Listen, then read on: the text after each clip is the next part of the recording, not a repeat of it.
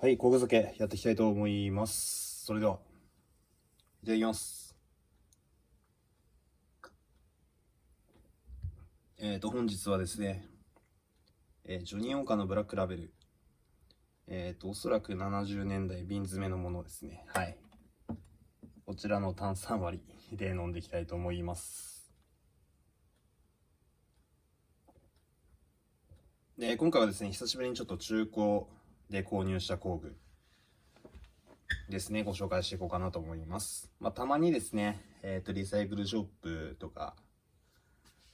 回ってですね、中古の工具漁ったりしてるんですけど、たまにですね、いいもの出てきたりするんですよ。いいものが安く購入できるっていうメリットがありますね、リサイクルショップ。で、買ってきたやつが、この辺なんですけど、まずはですね、こちらいきますか。KTC さんの、12.7 の差し込み角のユニバーサルジョイントですね。はい、こちら購入してまいりました。私ちょっと12.7 2分の1ですね、のスクエアのユニバーサルジョイント持ってなかったんですよ。で、たまになんですけど、あったらよかったなーっていう場面が、あったんですよ。で、欲しいなと思ってたんですけど、結構いい値段するんですよね。で、迷ってたんですけど、たまたまリサイクルショップに来ましたら、300円ぐらいで購入できました。はい。で、わかる方はわかると思うんですけど、旧ロゴですね。古いロゴになりますんで、今の現行タイプのものではありません。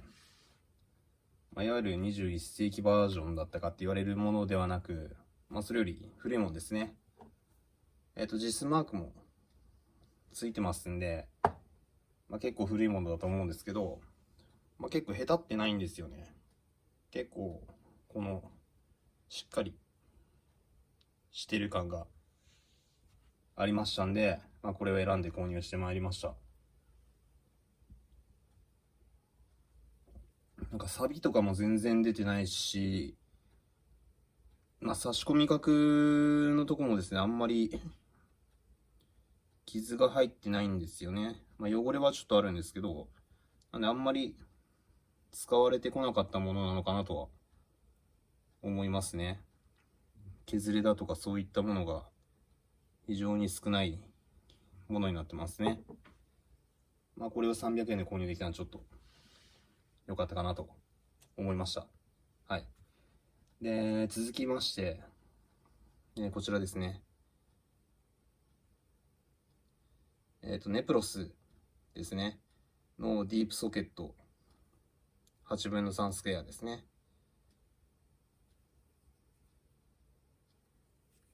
の、13ミリになります。で、私、8分の3のディープソケット、ネプロスで揃えておりまして、すべて中古品なんですよ。で、なかなか13ミリが出てこなかったんですよね。全部バラ買いして集めたんですけど、やっと13ミリ出てきたんで購入してまいりました。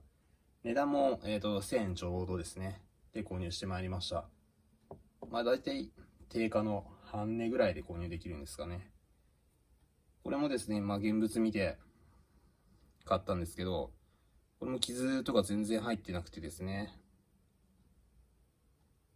あまり使われてこなかったものなのかなと思いました。で、続きまして、こちらですね。両口のスパナになります。これもですね、ちょっとバラで、サイズ揃ってないんであれなんですけど、バラで購入したものになっております。でですね、この2つはですね、新品のタグとかシールとかですね、ついた状態で売られておりました。なんで新品のほぼ未使用品ってやつですね。で購入してまいりました。で、こっちが22、24ですね。22、24の、まあ、利根のものになります。で、こちらもですね、利根さんのやつ。の12、14ミリですね。はい。こちらが、まあ、未使用品みたいな状態で売られておりました。で、こちらもですね、利根のやつですね。これ17、19ミリ。まあ、これは多分、そういったタグついてなかったんで、まあ、多少なりと使用されてたのかなっていうような状態ですね。で、これが400円の500円、何ぼだっけ、600円だったかで購入してきました。まあこれなんか現行のモデルですね。利根さんの現行のモデルになるんですけど、これなんかも半値近い値段なんじゃないかなと思いますね。ちょっと利根さんの実売価格かわかんないんですけど、まあ定価よりは、まあ半分以下、定価の半分以下にはなってるとは思いますね。メーカーさんの小売希望価格よりは。で、こちらの2本ですね。これと、これはまあ古いモデルで、まあ実マークも入ってるんで、まあ年代ちょっとわかんないんですけど、まあ古いものにはなると思いますね。はい。で、今回なんでこれ購入したかっていうとですね、私緑地スパナーあんまり持ってないんですよ。で、たまに使いたくなる場面があるんですよね。で、まあ購入してきたんですけど、まあこの辺は17、19より下はちょっとあんまり出番ないかなと思うんですけど、まあ安かったからただ買ってきたっていう部分もありまして、まあたまにちょっと抑えたりするのに使ったりする感じですかね。まあコンビネーションレンチありますんでそちら使えばいいんですけど、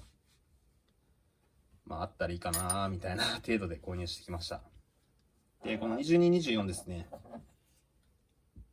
こちらに関しては前々から欲しかったんですよ。っていうのは、私持ってるのがですね、コンビネーションレンチがですね、19ミリまでなんですよ。で、それ以上のサイズ持ってなくてですね、